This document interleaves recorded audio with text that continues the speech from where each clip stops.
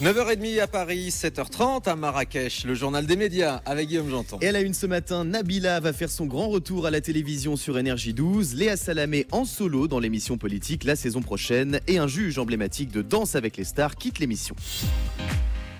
Et on commence donc avec le retour de Nabila à la télévision la saison prochaine sur Énergie 12. Depuis ses ennuis judiciaires en 2014, la starlette de télé-réalité s'était faite discrète à la télévision, mais elle s'apprête à faire son comeback sur le petit écran prochainement sur Énergie 12 avec les incroyables aventures de Nabila et Thomas en Australie. Un road trip dans lequel Nabila et son compagnon Thomas Vergara vont traverser l'île d'est en ouest dans des conditions sommaires, loin des paillettes et de la vie de star. Cette émission dont on ne connaît pas encore la date de lancement sera diffusée en fin d'après-midi sur Énergie 12. Les précisions de Stéphane Joffre, directeur général du pôle télé d'énergie au micro européen de Paul-Henri Alain. Nabila fait son grand retour avec Thomas, puisque les incroyables aventures de Nabila et Thomas en Australie vont arriver bientôt à l'antenne.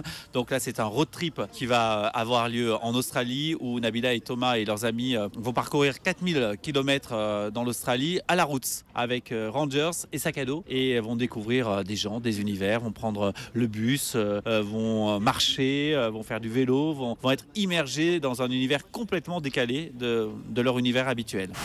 Nabila va prendre le bus. Stéphane Joffre, le patron du pôle télé d'énergie au micro européen de Paul-Henri Alain.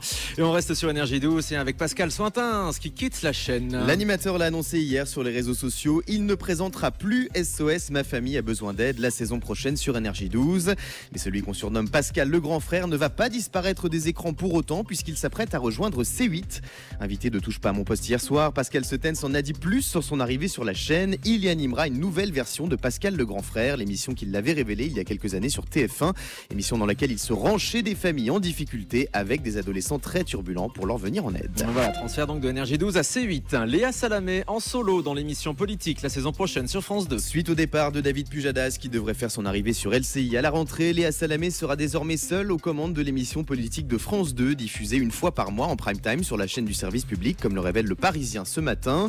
Le spécialiste de l'économie François Langlais interviendra toujours dans l'émission au même titre que d'autres visages de France Télévisions. En revanche, Karim Rissouli quitte le programme pour se consacrer pleinement aux deux émissions du dimanche soir sur France 5, C'est polémique et C'est politique. Marie-Claude Pietragala quitte le jury de Danse avec les stars. Après 5 années de collaboration avec TF1, la célèbre danseuse étoile a décidé de ne pas rempiler l'année prochaine pour des raisons professionnelles. Marie-Claude Pietragala vient de lancer Lorenzaccio, une nouvelle création pour sa compagnie avec laquelle elle va effectuer 130 dates de tournée. Un coup dur pour la production de Dals qui perd une personnalité à la fois célèbre et très crédible. Reste à savoir qui remplacera Marie-Claude Pietragala dans le jury, composé de Chris Marquez, Jean-Marc Généreux et Fovoto. TF1 devrait également communiquer prochainement sur le nom du nouvel animateur ou des nouveaux animateurs du programme suite au départ de Laurent Ournac. Il y a un nom qui circule pour remplacer Marie-Claude Pietragala, celui de Nicolas Archambault, des danseurs québécois qu'on avait vu dans la comédie musicale Night Fever. Emmanuel Macron n'accordera pas la traditionnelle interview télévisée du 14 juillet. Le président de la République rompt avec la tradition de ses prédécesseurs mise en place par Valéry Giscard d'Estaing puisqu'il n'accordera pas d'interview télévisée le jour de la fête nationale comme l'a annoncé son entourage hier. Un choix dicté par souci de ne pas avoir deux adresses fortes aux Français aussi rapprochées. Emmanuel Macron s'exprimera le 3 juillet prochain en réunissant le Parlement en congrès à Versailles. Le 14 juillet, le chef de l'État assistera dans la matinée au traditionnel défilé militaire de la fête nationale en compagnie du président américain Donald Trump. Audrey Pulvar remplace Nicolas Hulot à la tête de sa fondation. La journaliste a été élue hier présidente de la fondation de Nicolas Hulot qui avait démissionné le 17 mai dernier après sa nomination au ministère de la Transition écologique et solidaire. Audrey Pulvar donnera une conférence dans la journée pour expliquer son choix et les prochains chantiers de la fondation Nicolas Hulot pour la nature et l'homme.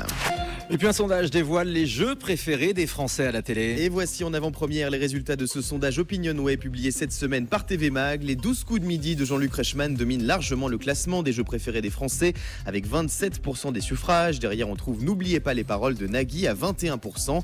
Money Drop arrive en 3e position, suivi de Tout le monde veut prendre sa place et The Wall. A noter que sur les 5 jeux favoris des téléspectateurs, 3 sont diffusés sur TF1 et 2 sur France 2. Et on termine avec le chiffre du jour. 1500, comme les 1500 habitants de Vars, un village de Charente près d'Angoulême, qui vont tenter une expérience télévisée inédite, faire un régime et se remettre en forme tous ensemble dans le but de courir un 10 km à l'automne.